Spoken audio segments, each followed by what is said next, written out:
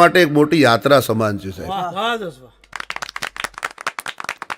ગુજરાતીની વાત કરીને આપણે લોકો સાહેબ લગ્નની અંદર તો અઢળક પૈસા વાપરીએ છીએ, પણ દીકરા દીકરીના છૂટાછેડા હોય ને એમાંય ઓછો ખર્ચો નથી કરતા હો.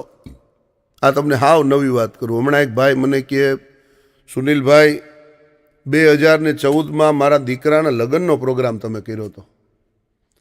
મેં કીધું ભાઈ કર્યો હોય, હવે યાદ નથી, અમારો તો રોજનો આ ધંધો છે, પ્રોગ્રામ કરીને વયા જાય, નવા કપલ રોજ આવે. મને કે એમ નહીં, તમે કર્યો તો. મેં કહ્યું હવે શું છે? મને કે બેયને જામતું નથી. તમે જામતું નથી એમાં અમારો વાંક છે? મને કે ના, તમારો વાંક નથી, કારણ કે આમાં કાંઈ લગ્નની હારે ગેરંટી કાર્ડ દેવું એવું જરૂરી નથી. એટલે હવે કરવાનું હું એ કયો ટૂંકમાં. મને કે આપણે 15મી ઓગસ્ટે 2 જણા છૂટા પડે છે ને તો એની પાર્ટી રાખી. પેલા ભલામણા કીધું આની પાર્ટી થોડી હોય, કાંઈ કોકના લગ્નની હોય, કોકના બર્થડેની હોય. મને કે ના, આપણે નવો આખો કેળો કંડારવો છે, કારણ કે હવે ભવિષ્યમાં આ ક્રેઝ ચાલવાનો છે. તો કરવાનું શું? મને કે આપણે 5 સ્ટાર હોટલમાં જબરજસ્ત પાર્ટી રાખીએ, એટલે 2 જણા પાછા રક્ષાબંધનમાં મળે ને તો એને વાંધો ન આવે, કતરાય નહીં એકબીજા સામે. અને અમારે વેવાય વેલાને કાંઈ વાંધો નથી. ઠીક છે કીધું, કરો. અમારે શું કરો? મને કે તમારે ગીતો ગાવાના છે. એટલે ઘડીક તો હુંય ઘૂમરી ખાઈ ગયો, કાંઈ લગ્નના ગીત ગાવાના હોય, છૂટાછેડાના કેમ ગાવા? પછી કીધું ઓગસ્ટ મહિનો, ઘડિયા કલાકારને કેરી, વરસા ત્રણેયનો વેરી.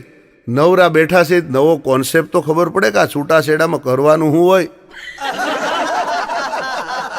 સાહેબ ગયા 2 સ્ટેજો. મેં કીધું આ 2 સ્ટેજ કાં બનાવ્યા? મને કે આ છૂટાછેડાનો પ્રોગ્રામ છે ને, ઓલા સ્ટેજ ઉપર તમારા ફિમેલ સિંગરને બેહાડજો, આ સ્ટેજ ઉપર મેલ સિંગરને બેહાડજો. તબલામાં ભોણિયાને જીવારીને ભલામણા જુદા પડ્યા. મને કે આમાં ભેગું કાંઈ નહીં ગયું. પેલો કોન્સેપ્ટ ઈ છે. જોઈ કે બધાય કપલને જુદા બેહાડ્યા, હસબન્ડ આય, વાઈફ આય, ઓલો આય આય. હવે ગીત કેવા ગાવા? પછી તો પ્રાર્થનાનું ગીત ઉપાડ્યું. પંખીડાને આ પિંજરું જૂનું જૂનું લાગે, બહુ રે સમજાવું તોય પંખી નવું પિંજરુંમાં. ઘણા ગીત ગાયા. અત્યારે ગાવા બેહું 2 કલાક એમાં ને એમાં વહી જાય. 2 હંસો કા જોડા બિછડ ગયા રે, ગજબ ભયો રામ ગજબ ભયો રે. अच्छा सिला दिया तूने मेरे प्यार का, यार ने ही लूट लिया घर यार का, ये दुनिया ये महफिल. અને બધાય આંખમાં આહુડા આવી જાય એવા જ ગીત હોય ને, એમાં થોડા કંઈ હરખના ગીત હોય.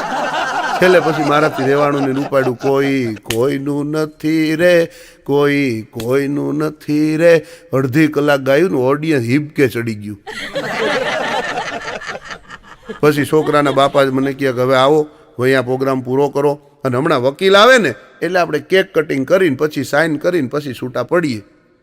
એટલે મેં કીધું આમાં કેક કટિંગ? મને કે બધું કાયદેસર. તમે જોવો તો ખરા કેવું. હમણાં વકીલ આવ્યા, પેપરમાં સાઇન થઈ, ગોર બાપા આવ્યા, એને છેડાછેડી કાપી. આમાં છોડવાની તો હોય નહીં.